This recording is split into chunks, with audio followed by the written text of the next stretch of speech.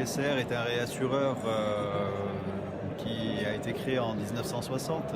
C'est parmi les premiers réassureurs africains, avec une ADN ancrée sur le marché marocain, mais qui se développe, qui s'est développé sur l'Afrique, le Moyen-Orient. Le Moyen-Orient de façon très globale, qui comprend la Turquie et d'autres pays musulmans. Aujourd'hui, nous sommes 120 personnes, plus de 13 ingénieurs et 10 actuaires, et un plan de développement et un plan stratégique qui a été établi et qui a été déroulé depuis une année et qui suit son cours de façon remarquable. Sur, je dirais, nos ambitions africaines, puisque c'est votre... Oui, tout à fait. C'est notre principale question. Voilà. Aujourd'hui, donc, nous avons un bureau à Abidjan avec une équipe qui a des challenges et je dirais des objectifs de développement très clairs sur la zone CIMA. Aujourd'hui, je suis en train de prospecter pour monter un bureau sur l'Afrique de l'Est et un troisième au niveau de l'Égypte. Et nous déployons, je dirais, des efforts qui sont relativement aussi importants dans le cadre de l'Académie SCR pour offrir un certain nombre de formations à tous nos partenaires africains sur le sujet ou de l'assistance technique sur des affaires spécifiques facultatives qui nécessitent des visites de risque et des cotations, notamment avec des réassureurs. Nous sommes actionnaires, je dirais, auprès de ces... voilà. Nous avons développé un nouveau département Specialty Lines qui est en train, je dirais, d'offrir, est en train de se structurer. Et l'idée, c'est de développer des produits qui sont spécifiques pour des assureurs africains et pour leur permettre, je dirais, ce développement-là. Donc, on ne va pas dire que je suis dans une rupture, mais dans un accompagnement qui est logique,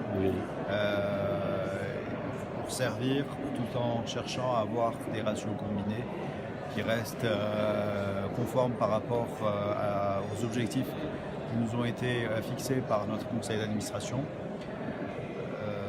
Voilà. C'est un marché, l'Afrique est un marché qui a ses particularités. Nous recherchons, au travers de notre stratégie, de répondre parfaitement, je dirais, à ce positionnement géographique qu'on s'est donné. D'accord. Alors, dernière question, on parle beaucoup d'un mot, la distribution, ici à Kigali. Qu'est-ce que ça veut dire la distribution pour une compagnie de réassurance?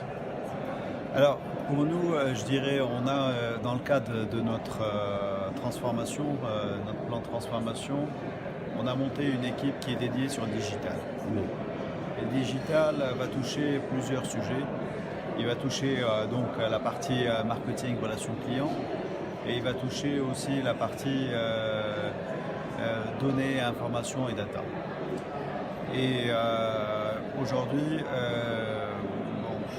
on est encore en phase de démarrage et d'identification d'un certain nombre de sujets pour pouvoir les négocier. Mais la donnée peut devenir de plus en plus fine. Et donc, ça permet de beaucoup mieux apprécier, je dirais, la qualité du risque. Donc, comment faire pour avoir ce type de données avec les assureurs pour pouvoir, je dirais, calibrer correctement un profil de risque. Ça d'une part. Donc, le sujet auquel je pense, c'est plutôt sur l'automobile. Ou bien sur la partie maladie, où il y a des choses aujourd'hui qui sont remarquables, et donc il y a un travail qu'on est en train de pousser. Après, il y a sur la relation client, on a une volonté, je dirais, dans les 2-3 ans qui viennent, d'avoir un système d'information qui soit en mesure d'être relativement très interactif avec les clients pour connaître, je dirais, leur portefeuille, leur situation financière. Et donc nous travaillons dessus sur cette partie-là pour avoir, je dirais, un IT qui répond parfaitement à la modernité actuelle. Voilà.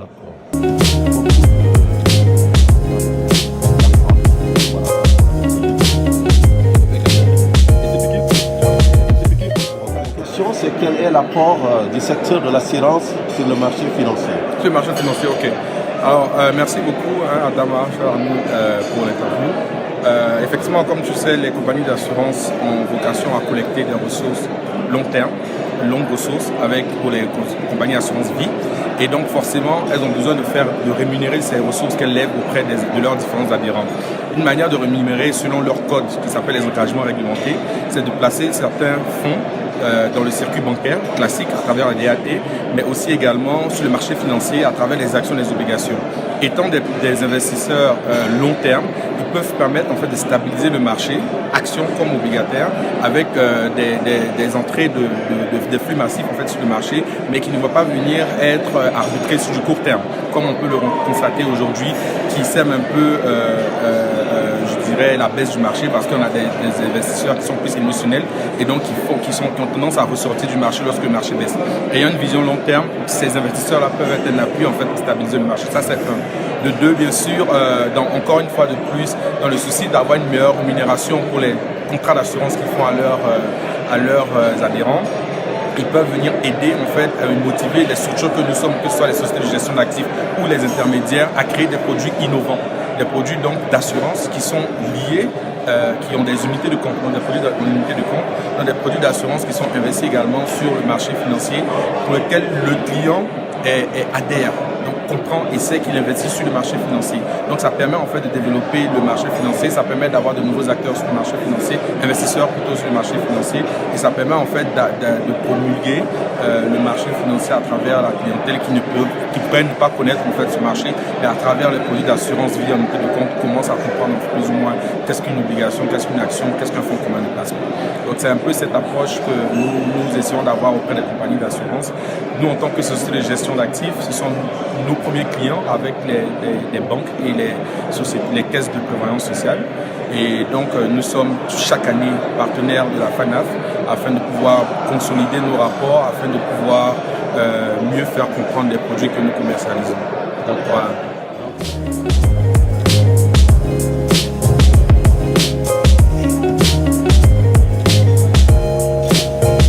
Les grands thèmes débattus, il y a le relèvement du capital minimum en zone ciment. Quel est votre sentiment par rapport à cette évolution? Bon, merci beaucoup. L'augmentation du capital social au niveau des compagnies d'assurance, je pense que c'est une bonne chose, une très bonne décision. D'abord, l'objectif c'était pour avoir des compagnies d'assurance qui soient vraiment des compagnies d'assurance au niveau de leur solvabilité et au niveau de leur capacité financière. Donc c'était pour essayer un peu de garantir la bonne protection des assurés. Si bien que pris individuellement, les compagnies pensent que c'est une mauvaise chose pour eux. C'est tout simplement peut-être parce que au niveau des Africains, certains promoteurs sont un peu égoïstes. C'est aussi une façon de leur demander de se fusionner, de se fédérer pour devenir un peu plus puissants, pour essayer de faire avancer notre secteur. Entre-temps, il y a eu quand même des pays qui, de soi-disant petits pays, il y avait eu une requête au cours du dernier conseil des ministres à Paris pour essayer de revoir le chiffre d'affaires de ce pays. Au niveau du conseil des ministres, les conseils des ministres ont catégoriquement refusé, étant donné qu'il y a une échéance de cela, 2019 pour la première étape et 2021 pour boucler. Si bien que le conseil des ministres avait demandé à cet état-là d'attendre d'abord l'évaluation à la fin de 2019. Sinon, l'objectif, la décision, c'était une très très bonne décision pour nos États. D'accord. Donc c'est une bonne décision. Étant donné qu'il y a à peine dernièrement, vient d'agréer, depuis qu'on a pris la décision, au moins 2 ou 3 compagnies qui ont bouclé leur capital à 5 milliards. Vous voyez? Donc c'est pour dire que c'est une Ça, c'est en matière de demande d'agrément? Oui, des demandes d'agrément, de nouveaux agréments qui ont été... Parce que les dossiers qui ont été déposés après la décision, donc 1 an après la publication de la décision, sont régis par rapport au nouveau capital. Et il y a eu des compagnies qui ont déposé leur dossier d'agrément, mais les dossiers qui sont passés avec le nouveau capital. Oui, donc c'est pour dire que c'est très bonne chose pour notre secteur. Alors 2019, c'est demain.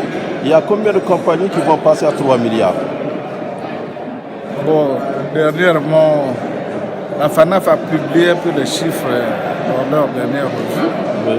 Et je pense qu'il y en a déjà eu, qui ont déjà dépassé. Oui. Les chiffres, je n'ai pas le chiffre en tête, mais j'avais lu les chiffres. J'ai oublié les chiffres de chaque pays.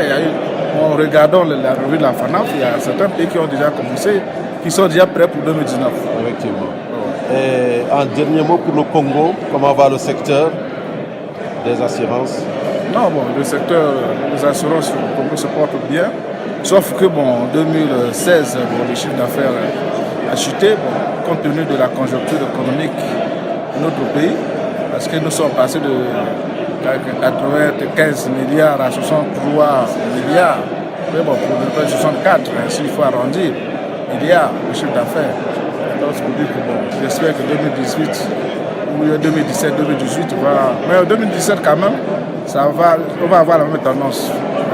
Mais 2018, ça va le chiffre d'affaires va parce que Avenir, c'est vraiment un soutien inconditionnel et constant à la FANAF. Alors, Avenir, c'est l'une des principales compagnies de réassurance privée en zone ciment. On parle beaucoup de relèvement de capital minimum. Est-ce qu'il y a un impact pour les compagnies d'assurance?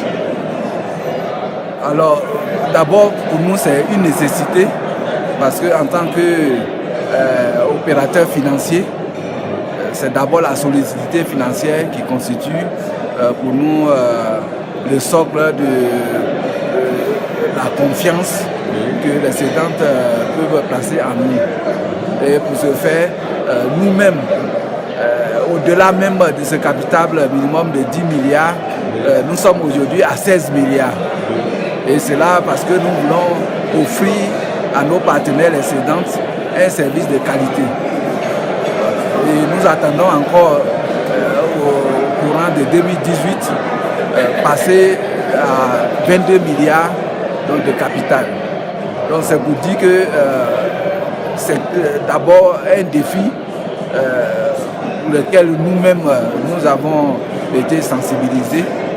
Et l'impact pour nous, c'est de pouvoir d'abord agrandir nos capacités de souscription pour permettre de participer sur des risques importants. Voilà en fait l'élément essentiel donc, de cette disposition de relèvement du capital minimum. D'accord.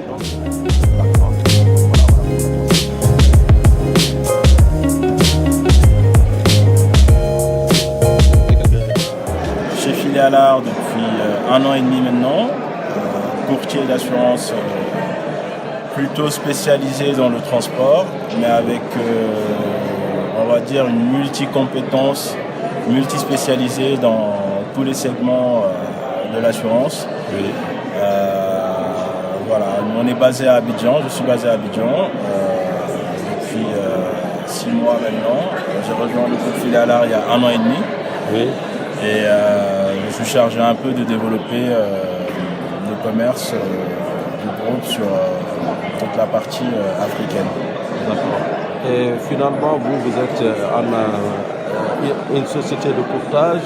On est une société de courtage d'assurance, ce qui veut dire qu'on est mandaté par nos clients pour défendre leurs intérêts, leur trouver les meilleurs placements sur les marchés auprès de compagnies d'assurance sérieuses et surtout optimiser leur gestion de risque. Et sur l'Afrique, comment ça se passe? Est-ce que vos clients, ce sont les États exportateurs ou les... Alors, Il y a beaucoup de critères. On sait que l'Afrique, aujourd'hui, le marché assurantiel africain est le marché le plus porteur, on va dire. Le taux de pénétration d'assurance en Afrique reste quand même assez faible comparé aux autres marchés. Ce qui veut dire qu'il y a une marge de progression qui est assez importante sur ce marché-là. Et nous, on entend bien jouer notre rôle de moteur justement dans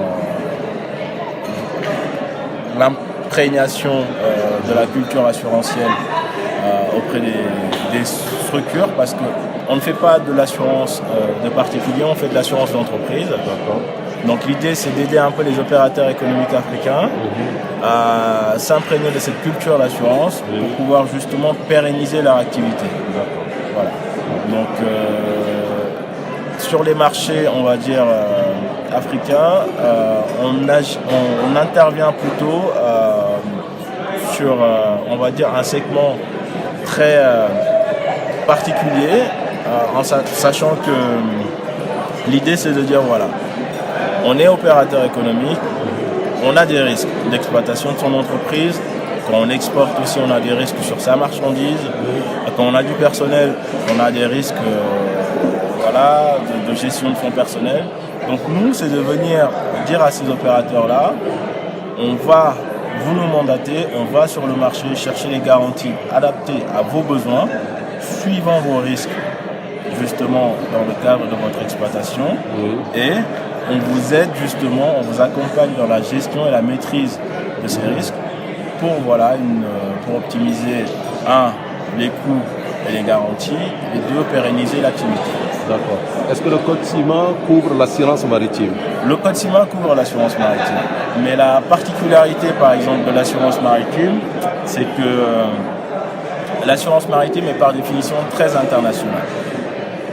Le code CIMA a quand même des visées, a quand même une ambition de rétention au niveau local des primes d'assurance. Oui. Ce qui en soi se comprend et ce qui en soi fait sens. Juste pour donner un exemple, le code CIMA impose une assurance à l'importation des marchandises. Ce qui fait sens. Oui. Quand on importe de la marchandise dans un pays de la zone CIMA, on est obligé de souscrire une assurance localement auprès d'une compagnie locale, donc via un courtier local, donc ce qui fait sens. À l'exportation, il n'y a rien qui est prévu dans le code. Mais la difficulté ou la nuance se trouve dans le fait que à l'exportation, l'assuré qui veut exporter sa marchandise, il est quand même dans la zone CIMA. Donc normalement, il est sous le coup de la législation CIMA. Est-ce qu'il est obligé de s'assurer localement, sachant qu'il exporte? Est-ce que vraiment il est tenu ou obligé de s'assurer localement auprès de compagnies locales? C'est là un peu toute la nuance, parce que si on nous dit qu'il est obligé de s'assurer localement, ça voudrait dire que le code CIMA dirait à l'exportation comme à l'importation, on est obligé de s'assurer localement. Ça veut dire que... Ce qui va un peu à l'encontre des règles. Alors, et que de ceux qui exportent, par exemple, le CIF? Ceux qui exportent le CIF, l'assurance est à leur charge. C'est-à-dire si on est, par exemple, ivoirien et qu'on exporte CIF, ça veut dire que on exporte avec l'assurance. Donc on est tenu d'assurer la marchandise. Est-ce que les États n'ont pas intérêt à encourager ce type d'exportation? Les États ont intérêt à l'encourager, et je me dis plutôt que les opérateurs économiques devraient aussi se dire que exporter en CIF est une valeur ajoutée pour eux. Tout à fait. Parce que ça leur permet d'avoir une maîtrise de leur marchandise jusqu'à l'arrivée à destination chez leurs clients. Okay. Donc, pouvoir maîtriser sa chaîne de valeur, parce que j'appelle ça une chaîne de valeur, parce que vendre FOB, on ne maîtrise pas vraiment, mais vendre CIF, c'est vraiment pouvoir maîtriser sa chaîne de valeur. Avec le transport. Avec l'assurance, ça permet on va dire, en tout cas pour un exportateur, de mieux maîtriser je pense que pour les balances nos balances commerciales. Nos balances commerciales, c'est plutôt mieux. C'est plutôt une bonne chose. Pour nos marchés assurantiels aussi, ça serait plutôt une bonne chose. Et ça pousserait aussi, je pense aussi, les compagnies d'assurance africaines, les courtiers africains, à vraiment... voilà. Je dirais qu'historiquement, les compagnies d'assurance africaines ne sont pas trop maritimistes. Alors, elles le sont aujourd'hui malgré elles parce qu'il y a une obligation d'assurance locale à l'importation. Donc aujourd'hui, malheureusement, je caricature peut-être, mais l'idée c'est de vendre que du papier parce que c'est du... C'est une taxe. Comme il y a une obligation d'assurance locale, on ne fait que vendre... Et c'est une assurance qu'on constate qu'à l'arrivée, une fois le risque éteint. Voilà, on vend un certificat d'assurance locale, un certificat FAP, qui a un taux, on va dire, fixé déjà par la réglementation. Et la plupart des compagnies d'assurance africaines, en tout cas, pour l'instant, se contentent que de vendre ce certificat FAP. Sachant que la réflexion peut être poussée aussi en disant à nos opérateurs économiques africains, écoutez, vous importez de la marchandise, sachez aussi que nous, assureurs africains et courtiers africains, on est aussi capable de vous accompagner pour la sécurisation de vos biens dès la prise en charge chez vos fournisseurs. Donc au lieu d'acheter SIF aussi, essayez d'acheter FOB et vous aurez la maîtrise de l'assurance et du transport. Et nous, on a la technicité et les capacités aujourd'hui en Afrique de vous accompagner pour pouvoir sécuriser vos opérations. Donc ça aussi c'est un travail, je pense, qu'on devrait faire. Un certain nombre d'innovations. La capacité est là, la technicité est là. Filialar ramène sa contribution en tout cas sur l'aspect technique au marché. On sait que des compagnies d'assurance de la place sérieuses ont aussi cette volonté, cette technicité de pouvoir justement faire face à ce défi de ramener l'assurance maritime, la maîtrise de l'assurance transport en tout cas chez nous, parce que il faut dire que sur le marché africain, on a quand même de très grandes spécialistes de l'assurance transport, qui peut-être ne sont pas mis en avant dans plusieurs compagnies d'assurance africaines, mais dont la technicité est quand même reconnue en dehors du marché africain. Donc c'est quand même des choses qu'il faut avoir à l'esprit, c'est qu'il y a des gens sur ce marché-là qui sont très compétents, très au fait des risques liés au transport, à l'assurance transport. Donc ça devrait d'un certain côté rassurer les opérateurs sur la capacité en tout cas aujourd'hui de notre marché à pouvoir les accompagner sur ce Alors, segment. Dernière question, je ne vais pas trop en abuser parce que vous êtes là pour rencontrer ces centaines d'opérateurs ici, mais j'ai une question quand même par rapport au courtage d'une manière générale. Est-ce que cet appareil avec lequel je vous filme, le smartphone, ne va pas éliminer le courtier finalement dans la chaîne Alors, non, je suis moi plutôt sceptique dans, en tout cas, ce bruit de fond qu'on entend sur ce mot qui est devenu à la mode, la disruption du courtage sur les canaux de distribution. Je suis très pessimiste parce que, je m'explique, à mon avis, il y a quelque chose. Ce que ça va éliminer, c'est le courtier qui ne fait que de la mise en relation. Le courtier qui a une valeur ajoutée, qui est un courtier gestionnaire, qui est un courtier de service, ce courtier-là, il sera toujours là. Et je pense que aujourd'hui, c'est vrai que on va dire, le législateur se focalise beaucoup sur les compagnies d'assurance. Le législateur, je parle de la CIMA, se focalise beaucoup sur les compagnies d'assurance. À mon avis, tout en ne prenant pas du tout la mesure de l'importance du courtage dans le marché. Il faudrait aussi se focaliser un peu plus sur le marché du courtage, mettre aussi bien ou tout autant de réglementation des compagnies d'assurance que chez les courtiers pour pouvoir justement dire sur le marché du courtage, il faudrait que des règles soient mises en place pour qu'on tire ce segment-là vers le haut, parce qu'une bonne qualité du courtage favorise, on va dire, une meilleure compréhension de l'assurance par les assurés et une meilleure présentation et de gestion des risques par les courtiers aux compagnies d'assurance. Donc l'idée c'est ça, c'est de dire que le courtier gestionnaire qui a une valeur ajoutée, qui peut avoir, on va dire, une réelle capacité de conseil et de service pour les clients, ce courtier-là ne va pas disparaître au profit Il ne va pas être distribué.